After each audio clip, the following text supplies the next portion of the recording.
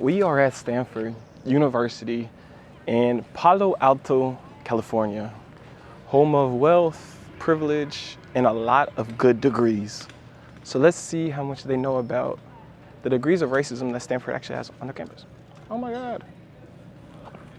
My first question for you is simply, what is your reaction to the first 100 days of Trump in office?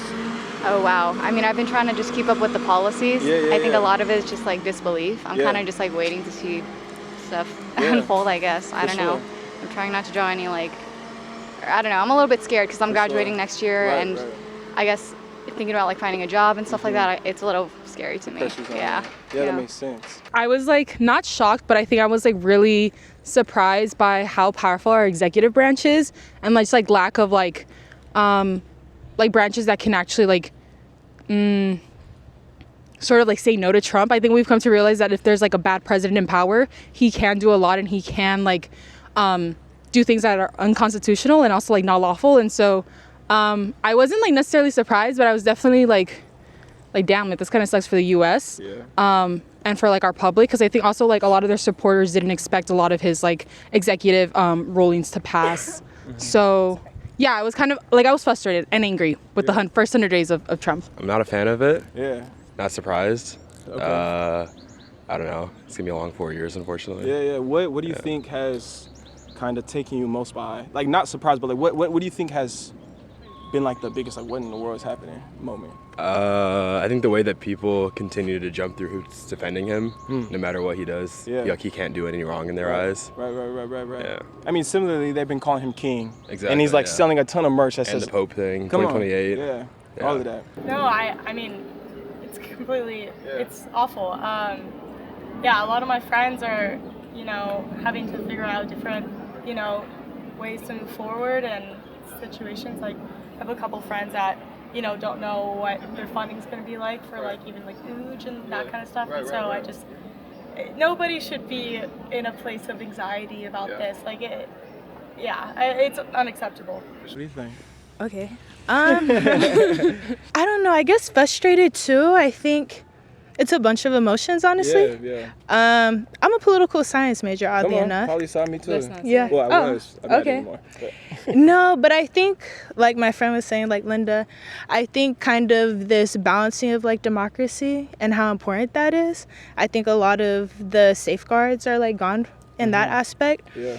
I think also like I do like more community organizing work in grassroots, and I think seeing like the reactions to his presidency, I think it's empowering but also very disheartening, because obviously even at this school a lot of like community organizations are getting defunded that support a lot of marginalized communities, and I think truly this emphasis and focusing on community as kind of this reaction by a lot of on the grounds people, a lot of it isn't enough because it's still like executive things and bureaucratic systems that we're up against. But I think kind of this emphasis on community and coordinating with others, knowing your neighbor, I think is more important than ever. And I don't know, I just see that more, I think, more than what I used to. So a lot of emphasis on like the cultural centers. I think emphasis on education. I think educating people. So I don't lose like all hope.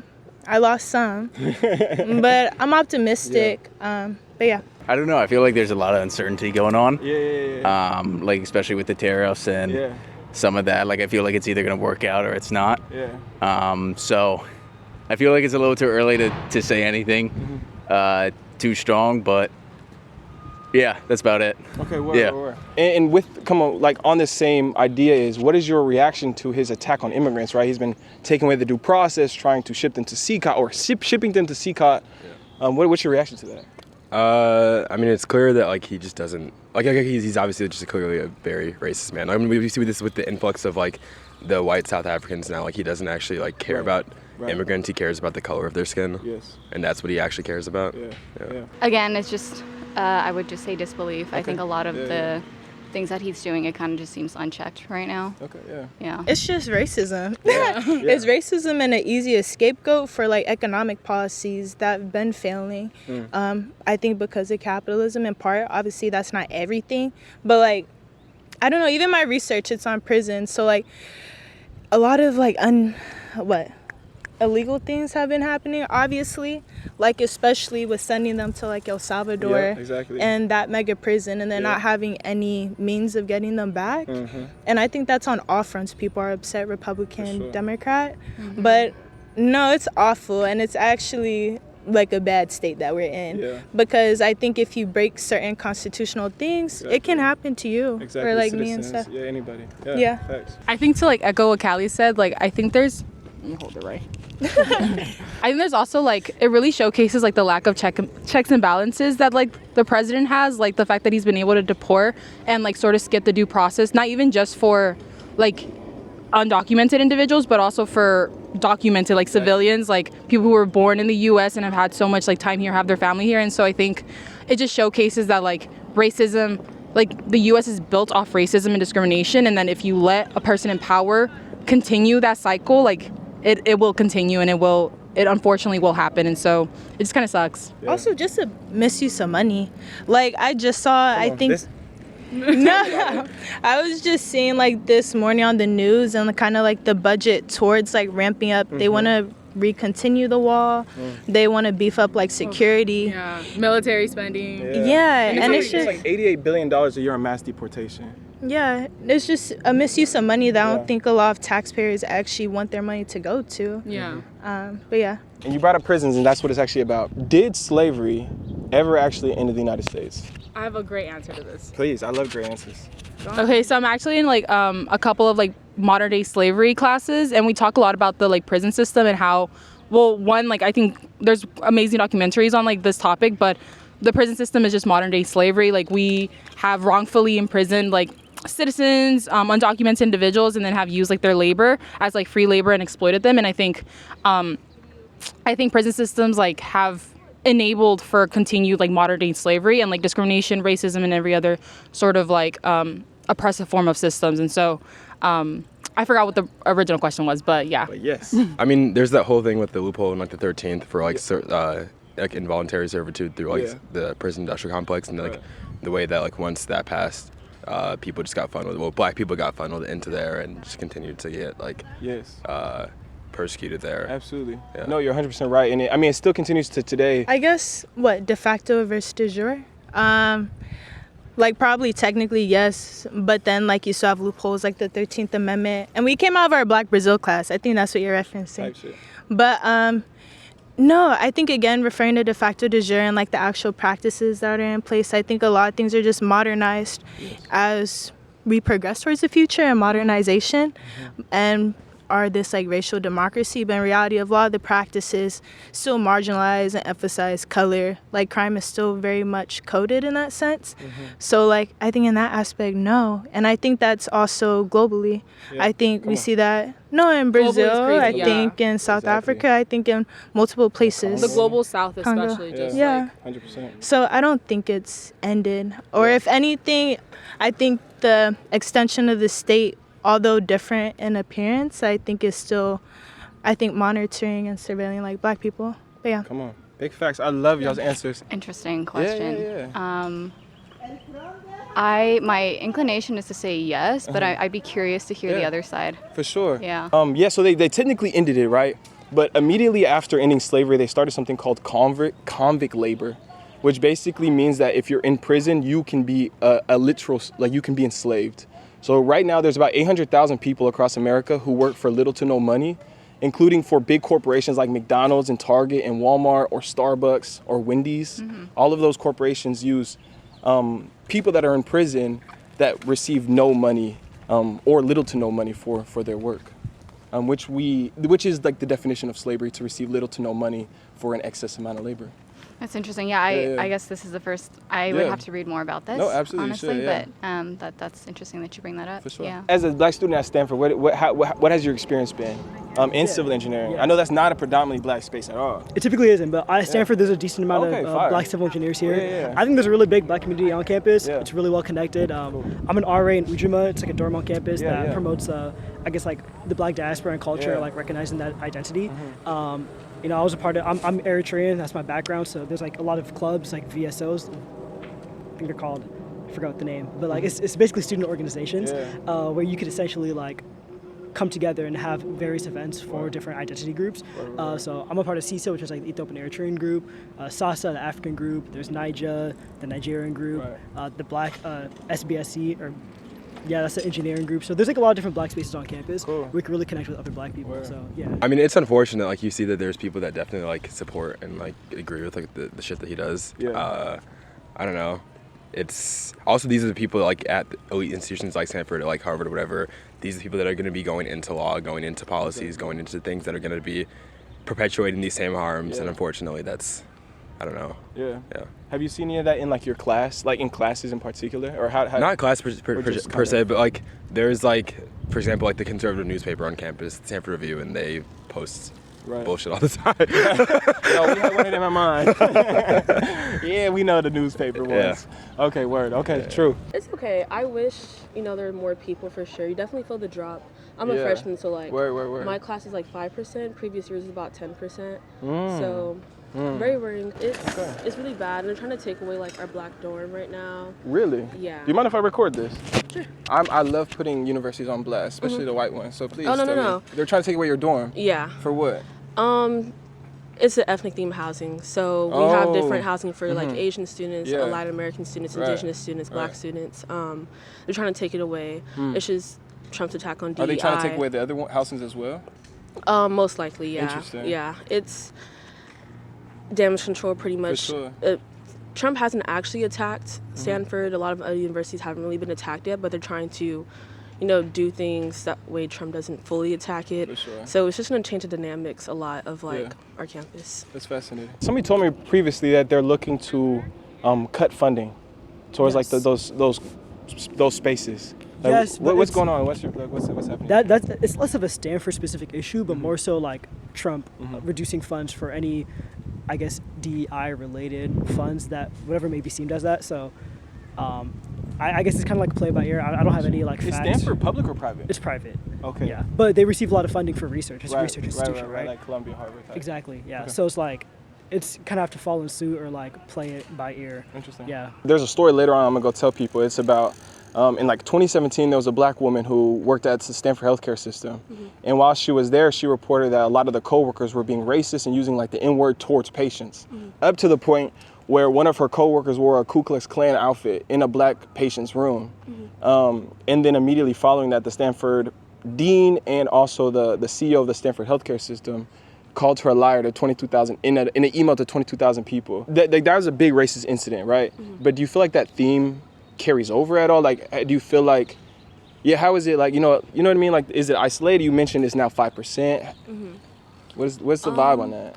I don't know. It's hard for me to say in terms of like racist incidents and like blatantly racist incidents, just because I put myself in spaces that are predominantly Black. So like the classes I take, clubs, like everything I'm in is like, pretty diverse.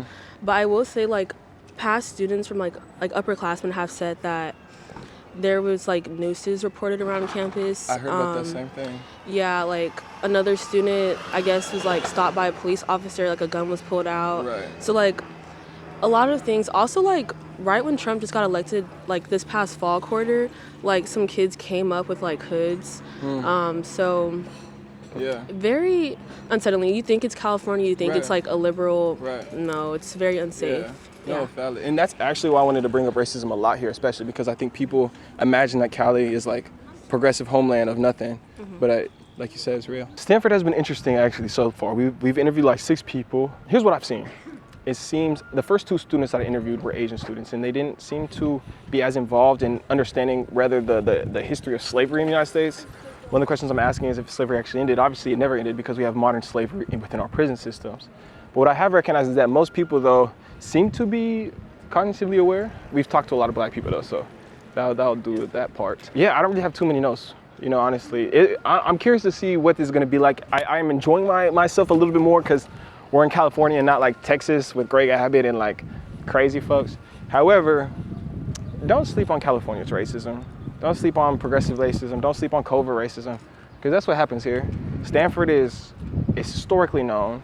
Not historically, but Stanford has had a lot of controversies around race. For instance, in 2017, there was a Black worker within the healthcare system, Stanford Healthcare, And she reported that there was various co-workers who were using the N-words, racial slurs towards patients.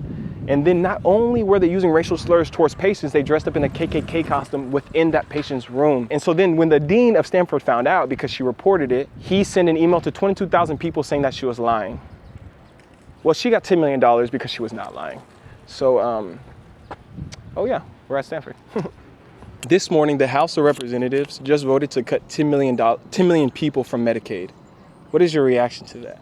I think it's appalling. Yeah. What, specifically rather, they did it especially to give tax breaks to billionaires. You know, talk about what does it draw to you? Why is it appalling to you? You know, talk to me about that. What are your thoughts on it? I think there are far better sources of revenue. Yeah. And I think drawing money from those who are most vulnerable is appalling. Yeah, no, I 100% agree. Access to healthcare should be the primary right for every citizen. It should be. Amen.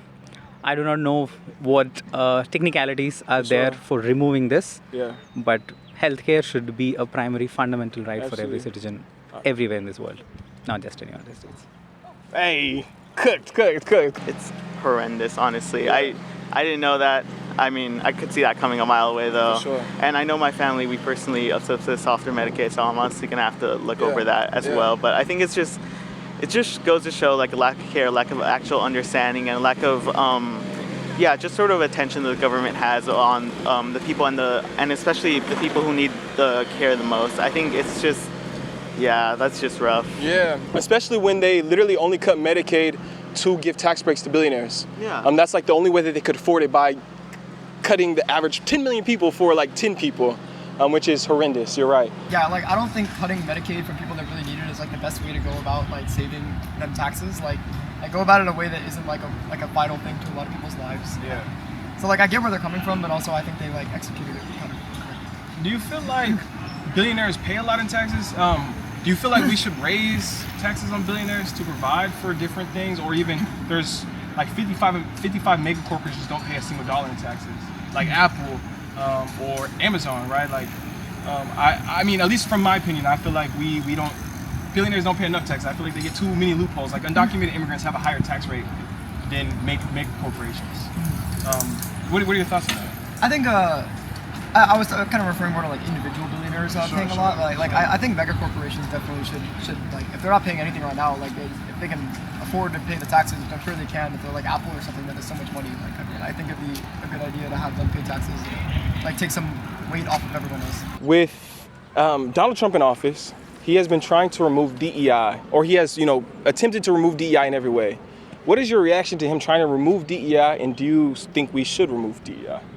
I think that's not the most wisest move. It's because you need to have diversity, inclusivity in the campus, and it is very important to uplift a lot of millions of people around this globe. And it's the most important that a place like this sends a signal to this world that they are following all of this in place. So I think it's not the wisest move, according to me. Do you feel like universities like Stanford or universities like Harvard, who have been attacked by Trump, do you feel like they should fight back harder to defend like DEI and everything else that they're trying to take away? Absolutely. The universities around should definitely collaborate together in one go, and they should put up a united front so that, whatever they're undertaking or whatever they're pulling, they have to make a united stand, so that they'll definitely have to fight it out and make a much stronger case. And people are definitely going to back that. I'm 100% agreeing. Yeah, I think that's just like a greater way to silence student voices, especially within here. I know I'm personally working within a lot of spaces in order to like organize against that. Right now we're working on a campaign that's like trying to help students not get silenced. There's, for example, there's the Stanford 12 who last year were forming a protest within Stanford. They stormed the president's office, and they did like historically, like there was historical precedent for their move where they decided to show, and because of like the Trump office and because of like the current political climate and like this sort of attitude of being against like talking about DEI and being against talking about like student issues and just sort of like the broader things that affect our life. I think there's been this move to just like silence, and in order to do that you just need to remove the language from the institutions like here, where I think student activists are the ones that push change a lot, and I think by removing DEI you you try and silence them, you try and fearmonger them in order to make it so they don't feel like they can have the power in order to speak out against these very present issues that I think are just going to get more and more as Trump continues on in his presidency. And I think that's a prime issue, because I think that's just like, that affects how we talk about these issues. Exactly. And I think it's just, yeah, it's very indicative of where we're going, and I think it's a very indicative of why we need to fight as well. I 100% agree. And we see the same theme followed up with like the abduction of Mahmoud Khalil. You know, it's the same thing of trying to have political prisoners just to fearmonger so that people don't stand up and fight back. Yeah. Yeah, I think it's a scapegoating of people that is very, very uncalled for. And I think the effort to redress historic injustices is one that should not have been stalled and reversed in this way. Yeah, I mean, I don't think anyone should be saying if DEI is removed or not. Yeah. I think it's something that, you know, it should be like the market says, you know, if it's needed or it's not. And so I don't think a president should be making that kind of decision. So okay. I haven't really followed that stuff a lot because I've been like pretty busy the last like few weeks, but like I fully support like DEI at the school, so okay. definitely against any of that kind of stuff. Yeah, valid. Have you ever heard of what was previously known to as Black Wall Street? Have you ever heard of that? I've like vaguely, I feel like I've heard of that. I'm not too much. No, that's okay. You mind if I tell you the story? Yeah, no, okay. Please do. Perfect. Black Wall Street was a place in Tulsa, Oklahoma in 1921. And basically, here's what happened. In May 31st, 1921, there was this prosperous community of black businesses, black excellence, black money. And what happened is the KKK basically came in and burned 35 city blocks down. They burned over 200 businesses. They killed over 300 people and left about 10,000 black people homeless. All due to the fact that they were racist and they didn't like black prosperity. That happened just about 100 years ago, right? But we still see elements of racism in our society today. What is your reaction to that incident and how it, plays in society today? No, completely awful. Yeah, I feel like I'm remembering a little bit. There was a movie done, I think, recently about that. But no, just completely awful, and it still exists today, 100%. So yeah. Yeah, I hope we can do more. Yeah, I think even like on top of it, like, existing today, like we have a time now where like the president is attacking DEI and immigrants, and that really is just like the continuation of burning down a whole city, 35 city blocks because they simply didn't like the presence. I know, it's unreal. I'm no fan of the current president whatsoever. Yeah. Do you think that there are inequalities amongst gender, like socially? Like, what do you mean? Yeah, I can explain. Like, do you feel like women are treated as less than in society, whether that's work or whether that's school? Do you feel like there is like sexism present in society? Yeah, I would say so. I think that's like built in throughout like history and things like that. We have like, historically speaking, a lot of laws that were in place that oppressed women, that socially oppressed them as well. And I think that's like carried over systematically, like throughout history. Yeah. I think people oftentimes negate like, oh, that happened in history, but it's not here today. I think, but people ignore like the social effect, when it's bred into somebody. Talk to me about that. Do you feel like, what do you think about like the subconscious of us when it's related to sexism as well? I feel like you have great talking points, so that's what I'm trying to ask. Yeah, okay. I think it's like, you especially feel it like, especially within a cultural lens. I know, for example, like I'm Hispanic, and so within our spaces we deal a lot with like machismo and like specifically like Latin fathers and like specific Latin men, especially like having this like lesser view of women, especially relegating them to like dining spaces and like kitchen, and also just like thinking of them in like a way that's that's just less and in a different sphere as well. I think it's like it comes up mostly when it's just I think I'm trying to find like a good way of explaining this without using like a really concrete way. But I think you can see a lot within like attitudes within education as well, especially like when you look at the statistics for like people that come within college and within university. It's mainly women, and I think it's also because there's been this push for women to be more educated in order to make up for men like thinking they aren't as educated as like they rightfully are. And I think that's especially within a university like Stanford, you see that a lot here. By the law of nature, there are differences both for men and women, but and the mental capability is not very different. Both are capable of achieving lot great things. On either sides, you will see, tendencies to be ambitious, tendency to innovate something in this world. So I do not see that to be a differentiating factor mentally. But physically, definitely there are differences, but not mentally capabilities. Okay. For sure. I mean, it's if we're talking like biologically, is that kind of what you're asking, No, or not are you talking like society? Like, is there like social inequalities that are stooped from like? Yeah. I mean, I think just inherently like people treat men and women a little bit differently, like subconsciously. I don't think people are. I got a pretty good viewpoint on how people are. I don't think people are malicious with it, but like there's definitely a little bit of inherent sexism that is in the market and that a lot of women, face. And so, I think it's definitely a difficulty and, there should be, I think we're making good progress, towards a fairer marketplace and society. So, there's just like some like kind of, I think we've generally kind of gotten rid of like the blatant obvious stuff last like several decades, but like there's definitely some of the kind of like under the radar things that just happen, like kind of stuff like pretty privilege, but for like gender, right? Kind of just goes under the radar, but it's like constantly there. So Word, I'm hearing you. As a man, or if you identify as a man, right? At least as a man myself, right? But what can you do, and what have you done, or what will you do in the future to then, push against those inequalities, or to, stand up for, against patriarchy rather? What can you do? What do you think you can do? Well, I'm a grad student now, so I've been pretty busy with school stuff recently. But in undergrad, I was in like this little like activism group in undergrad, and kind of just like did some kind of like stuff on the main walk of the school, and just like have people sign like petitions and everything. So that's basically like kind of what I've done. Do you think that there are inequalities amongst like gender, man and woman? Like in terms of like sexism, like socially. Sure. Yeah, talk to me about that. What is that? What do you think about that? Also appalling. Also appalling. Facts. Okay.